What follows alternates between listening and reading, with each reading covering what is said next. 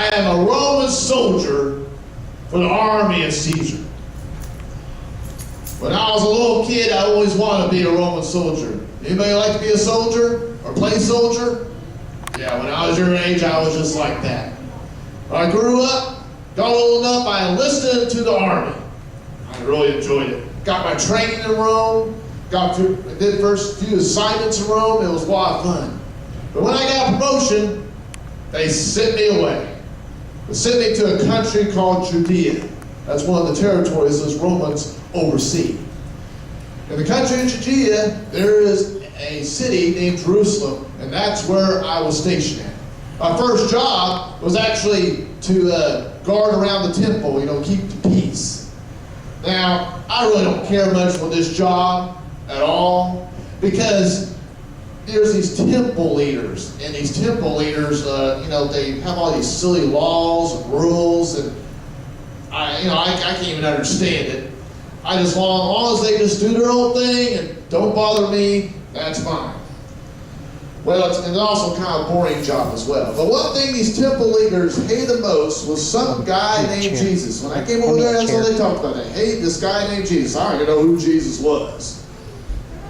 Well, I'm going to tell you what happened during this week. Jesus came in on a Sunday and spent all week in Jerusalem. And these temple leaders were crazier than ever of jealousy and were upset about him and mad at him. They hated him so much. And like I said again, I didn't understand why. Well, on Thursday night, I usually start doing the graveyard shift. I went to my commander. My commander said, tonight, I need you to go to the temple leaders. They got ordered to arrest Jesus. Well, that's our job. We don't know what he's being arrested about, but we're told we have to go arrest him. So I said, okay, we'll do what you said we're supposed to do. So we went to the temple leaders, and the temple leaders introduced me to a guy named Judas. Supposedly Judas is one of the 12 best friends of Jesus. I think they call them disciples. But Judas tonight is betraying Jesus. And I don't know why. I hope I don't have friends like that betraying me. He had a couple of servants with him as well. We're supposed to follow Judas and these servants out, and they're going to point who Jesus is. So we go outside Jerusalem, we go to the garden, this garden he's supposed to be at. And when we get up there, Judas said he'll do a sign. He's going to show us who Jesus is. And when he does that, that's the person we arrest. So Judas went out, he did the sign, he showed us who Jesus is and who he's supposed to arrest.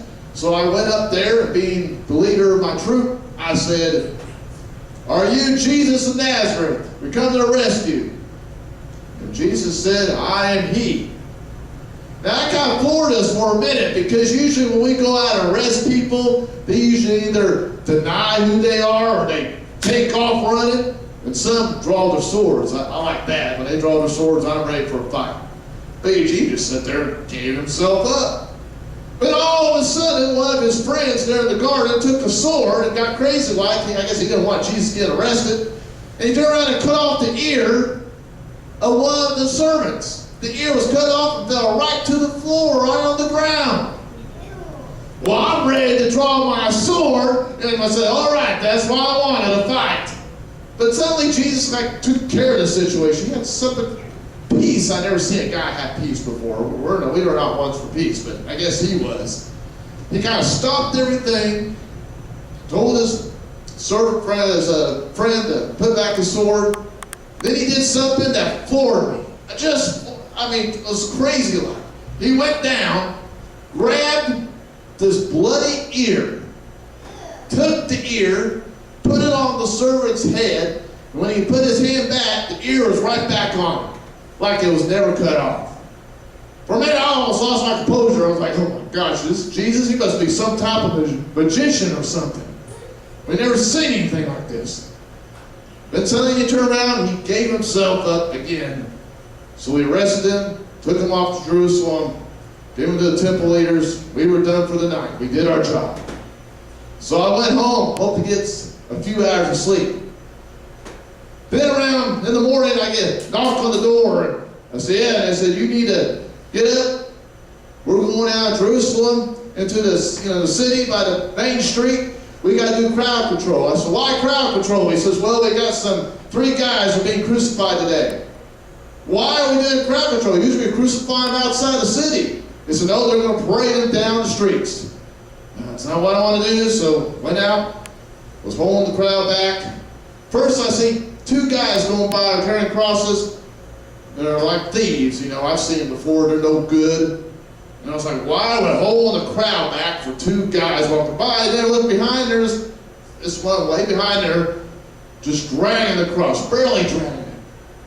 I looked at him, he looked really bloody. He looked almost unrecognizable. When he got close, I had to really look, and I realized this is the man Jesus we just arrested the night before. And I heard from some of my own friends, they did a number on him. They beat him with a whip at least 39 times. They hit him across the face. Like I said, he was a bloody mess. And as I was holding the crowd back, some of the crowd was crying. Some of the crowd was angry and was spitting on him. It was not pretty sight, yeah. Well, as he went by, the crowd kind of dispersed, and I was done with my job, and I went back, and maybe I could get some sleep now. I didn't get much sleep. A few hours later, I woke up, and from an earthquake, I opened the window, and it's night outside, but it's supposed to be day. Oh, this is some freak of nature out here, I guess. And then it kind of cleared up, and finally I got a good chance to get back to sleep again. I got to sleep, have Friday night off. Come Saturday night, I report back to my commander, and my commander said, we got a new job for you tonight. I want you to take your troops, go outside the city, go to this tomb, and you're going to guard this tomb. Well, who's in the tomb? He said it's Jesus, this prophet that was crucified. He's dead, and he's put in this tomb. I'll show you. So our commander takes us out to this tomb to relieve the day shift. When we get out there, and I looked at the tomb, and there's this big, huge boulder over this opening of the tomb, just covering the whole opening. I heard that this boulder took 12 Roman soldiers to roll this thing into place. And I'm like, do you want us to guard a tomb of some dead guy? Nobody in the world's going to be able to pull that boulder out for a dead body. My commander said, no, this is what you're doing. You're guarding it. No questions asked. I said, okay. So we sat down, my troop leaders. I'm like, this will be an easy job. Sit there, we played some cards overnight, we talked. Hey, I'm getting paid. Well, come daybreak. You won't believe what happened at daybreak. When it came daybreak, just sitting there minding our own business, and then suddenly, there's this bright, shining figure just appeared. He must have been 9 or 10 feet tall. And we almost couldn't even see him, he was bright. We got down on our knees. We're figuring ready to draw swords, but what are we drawing swords at? And I realized when I looked at this, I've heard of this before. He's not some normal human being. He looks sort of like an angel. I've heard about that. Well, this figure angel, whatever, he came over and with one hand rolled back the stone. Now you understand there were 12 Roman soldiers who rolled this stone into place. And this angel and his finger just did it with one arm. Rolled it back. And suddenly bright lights shine out there, so bright I now couldn't even see a thing. And we were again frightened. And I've never had fear before, but I was very afraid.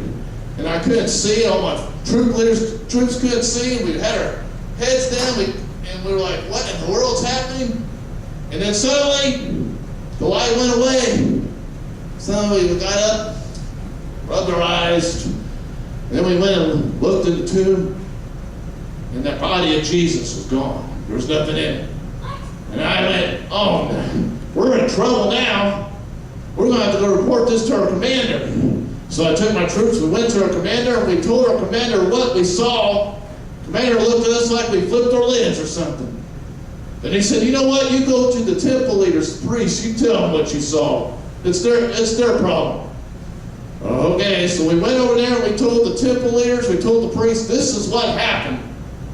The one that went back, I remember this, he came out with bags of gold for each member of my troop. I got 2 bags because I guess I'm the leader. I mean, that's enough gold for a couple of years of salary right there to last us. And I love gold. But this is what they told me. You would get this bag of gold with it, if you just lie and say, all you did was fall asleep, and you woke up, and the stone was rolled away, and he was gone. Somebody stole it. Let's say that. Well, that's a lie. But again, like I said, I like gold, so we took the gold, we went out, and we went and told people that we just fell asleep, we woke up, the stone was rolled away, and Jesus was gone, probably somebody stole the body. I'm going to tell you something, kids. Again, what I saw is what I saw. Now, Jesus' body wasn't stolen. I heard a few days later, people said they started seeing Jesus walking around Jerusalem, walking around the outskirts of the countryside of Jerusalem. You know what? I think I'm going to believe that. Because what I saw was true. An angel did that. And I believe Jesus walked out of that tomb. I believe that he is really the Son of God, like they say. You guys have a good evening.